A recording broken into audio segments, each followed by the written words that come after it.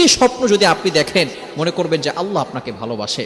এক নম্বর স্বপ্ন হচ্ছে, আপনি যদি দেখেন স্বপ্নে আপনি কোরআন পড়তেছেন, ভালো করে বুঝেন, আপনি কোরআন তেলাওয়াত করছেন, তাহলে মনে করবেন যে আল্লাহ পাক রব্বুল আলামিন আপনাকে ভালোবাসেন। আল্লাহ পাক রব্বুল আলামিন আপনার স্ট্যাটাস, আপনার মর্যাদা আরো হাই লেভেলের করে দিবেন। আল্লাহ তাআলা আপনার উপর রহমত নাজিল করবেন।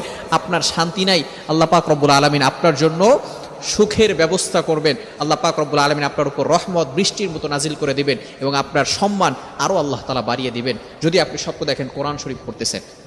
নাম্বার 2, দ্বিতীয় নাম্বার স্বপ্ন হচ্ছে, যদি আপনি দেখেন আপনি গোসল করতেছেন, তাহলে মনে করবেন যে আল্লাহ পাক রব্বুল আলামিন আপনাকে ভালোবাসেন। কেননা যে গোসল করার মাধ্যমে আমরা শরীরের যে দুর্গন্ধগুলো আছে, শরীরের যে ময়লা আছে, এগুলো আমরা গোসলের মাধ্যমে পরিষ্কার করে ফেলি, পরিচ্ছন্ন হয়ে যায়।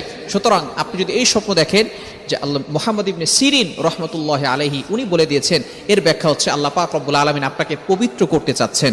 অর্থাৎ আল্লাহ পাক রব্বুল আলামিন আপনাকে, আপনার ভিতরে যে গুনাহগুলো আছে এগুলো আল্লাহ পাক রব্বুল আলামিন পবিত্র করবেন। এবং ভালো করে মনে রাখবেন, যখন বান্দার গুনাহগুলো আল্লাহ তাআলা মাফ করে দিবে, কোনো মাধ্যমে যখন আল্লাহ তাআলা মাফ করবে, তখন ওই বান্দার জন্য জান্নাতে যাওয়া সহজ হয়ে যাবে। আর আল্লাহ তাআলা যাকে ভালোবাসবেন, আল্লাহ পাক রব্বুল আলামিন তাকে কিয়ামতের ময়দানে বলবেন, উইল গো টু প্যারাডাইস, তুমি জান্নাতে চলে যাও। ওই দিন আল্লাহ পাক রব্বুল আলামিন তাকে জাহান্নাম নয়, জান্নাতে দিয়ে দিবেন।